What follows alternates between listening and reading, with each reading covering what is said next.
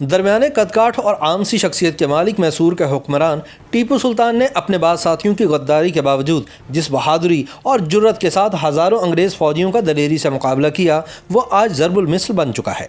टीपू सुल्तान अपने सुनहरी कौल शेर की एक दिन की ज़िंदगी गीदड़ की 100 साल ज़िंदगी से बेहतर है कि ऐन मुताबिक बहादुरी से लड़ा और अपनी जान कुर्बान कर दी। कहा जाता है कि अगर अंग्रेज़ टीपू सुल्तान को अपने रास्ते से ना हटाते तो आज बरे सगीर की तारीख मुख्तलिफ होती। टीपू सुल्तान की शहादत के बाद अंग्रेज़ों को बरे सगीर की जंग में चैलेंज करने वाला कोई बाकी नहीं बचा था। एक अंग्रेज सहाफ़ी पैट ऑबिर ने अपनी किताब rise and progress of British power in India में लिखा है कि टीपू की शिकस्त के बाद मशरिक की पूरी सल्तनत हमारे कदमों में आ गिरी। मशहूर तारीखदान कर्नल मार्क विल्क्स लिखते हैं कि टीपू सुल्तान कद में अपने वालिद हैदर अली से छोटे थे। इनका रंग सांवला था, आंखें बड़ी बड़ी थी और ये आम से दिखते थे और वजन में हल्के कपड़े पहनते थे। एक और मशहूर किताब an account of Tipu Sultan court में लिखा है कि टीपू दरमियाने कद के थे, इनका माथा चौड़ा था, वो स्लेटी रंग की आंखों, ऊंची नाक और पतली कमर के मालिक थे और इनकी मूछें छोटी छोटी थीं और दाढ़ी मुकम्मल तौर पर साफ थी। लंदन के विक्टोरिया एंड एल्बर्ट म्यूजियम में इनकी एक पेंटिंग मौजूद है जिसमें टीपू सुल्तान हरे रंग की पगड़ी पहने हुए हैं। इसमें एक रूबी और मोतियों की लड़ी पिरोई हुई है। टीपू सुल्तान ने हरे रंग का जामा पहन रखा है जिसमें शेर जैसी धारियों वाला कमरबंद भी नजर आ रहा है। बाजू में एक बेल्ट में लाल म्यान के अंदर एक तलवार लटक रही है।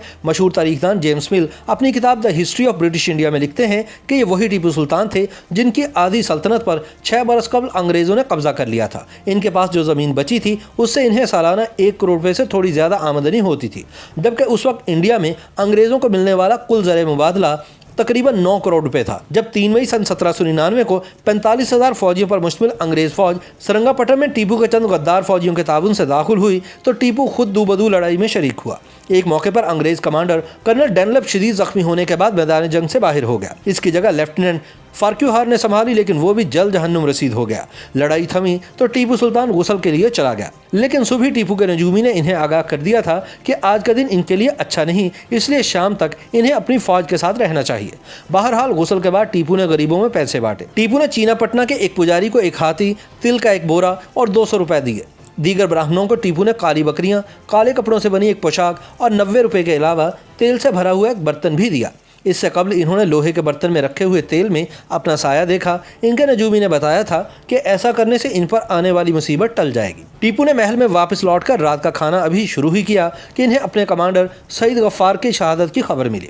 टीपू खाना छोड़कर उठ गए। इन्होंने हाथ धोए और घोड़े पर सवार होकर उस जगह की जानिब निकल पड़े जहाँ से अंग्रेज किले में दाखिल हो रहे थे, लेकिन इनके पहुँचने से पहले ही अंग्रेजों ने वहाँ पर अपना झंडा लहरा दिया और किले के दूसरे इलाकों की जानिब बढ़ना शुरू कर दिया। इस जंग में टीपू ने ज्यादातर लड़ाई आम फौजियों की तरह पैदल ही लड़ी, लेकिन जब इनके फौजियों की हिम्मत टूटने लगी तो वो घोड़े पर सवार होकर इनकी हिम्मत बढ़ाने की कोशिश करने लगे। तारीखदान मार्क विल्क्स लिखते हैं कि अगर टीपू चाहते तो जंग के मैदान से भाग सकते थे। उस वक्त किले के कमांडर मीर नदीम किले के गेट की छत पर खड़े थे, लेकिन उन्होंने अपने सुल्तान की तरफ कोई ध्यान नहीं दिया। टीपू तब तक जख्मी हो चुके थे। जब टीपू किले के अंदरूनी गेट की जाने बढ़े तो इनके बाएं सीने से गोली निकल गई और इनका घोड़ा भी मारा गया।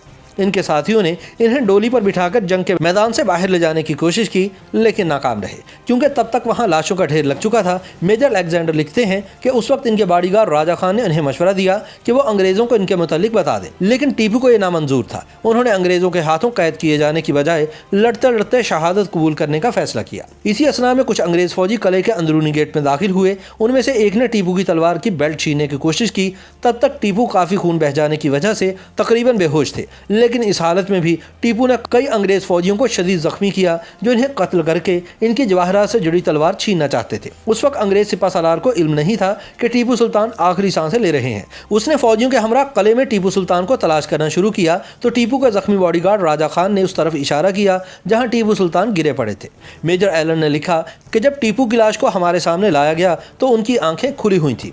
टीपू सुल्तान का जिस्म इतना गर्म था कि एक लम्हे के लिए मुझे और कर्नल वेलेस्ली को ऐसा लगा कि कहीं टीपू जिंदा तो नहीं, लेकिन जब हमने इनकी नब्ज और दिल पर हाथ रखा तो हमारा शक दूर हुआ। टीपू सुल्तान जाम शहादत नोश कर चुके थे। इनके जिस्म पर 3 और 1 जख्म माथे पर था। मेजर एलन के मुताबिक टीपू सुल्तान ने बेहतरीन सफ़ेद लीलन का जामा पहन रखा था जिसकी कमर के इर्द गिर्द रेशमी कपड़े की गोट लगी हुई थी और इनके सर पर पगड़ी नहीं थी। एक बाजूबंद के अलावा टीपू सुल्तान के जिस्म पर किसी किस्म के जेवरात नहीं थे। वो बाजूबंद असल में चांदी का एक तावीज़ था जिसके अंदर अरबी और फारसी में कुछ लिखा हुआ था। मौरखीन के मुताबिक अगले दिन शाम को महल से जब टीपू सुल्तान का जनाजा निकला तो उनके साथ अंग्रेज़ों की 4 कंपनियां भी चल रही थी। इनके इनके पीछे दरबार के अहलकार थे।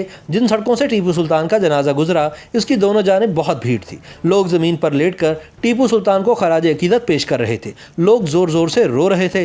बिलाखिर लाल बाग में सुल्तान फतेह अली टीपू को इनके वालिद सुल्तान हैदर अली के पहलू में दफन कर दिया गया। टीपू सुल्तान की शहादत के बाद अंग्रेज़ फौजियों ने सरंगापटम को बुरी तरह लूटा। फिर भी टीपू सुल्तान का तख्त, हाथी पर बैठने की चांदी की सीट, सोने और चांदी से बनी प्लेटें, जवाहरात से जड़े ताले और तलवारें, महंगे कालीन, रेशम के बेहतरीन कपड़े और जवाहरात से भरे 20 बक्स आम फौजियों के हाथ न लगे। टीपू को बेहतरीन लाइब्रेरी को भी कोई नुकसान नहीं पहुंचा, जिसमें तारीख, साइंस और अहदीस के बारे में अरबी, फ़ारसी, उर्दू और हिंदी ज़बानों में 2000 से ज़्यादा किताबें मौजूद थीं।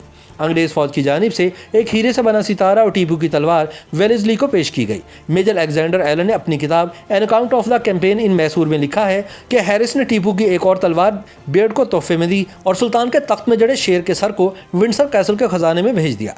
टीपू सुल्तान और मुरारी राव की एक एक तलवारें लॉर्ड कॉर्नवालिस के पास यादगार के तौर पर भेज दी गई। YouTube पर गूगली न्यूज देखने के लिए youtube.com की सर्च बार में गूगली न्यूज टीवी टाइप करें। गूगली न्यूज के पेज पर सुर्ख रंग के सब्सक्रिप्शन वाले बटन पर क्लिक करना ना भूलिए। YouTube पेज पर अपलोड होने वाली वीडियोस से बाखबर रहने के लिए बेल आइकन पर क्लिक कीजिए। आपको हर नई वीडियो के बारे में नोटिफिकेशन मौसूल हो जाएगा।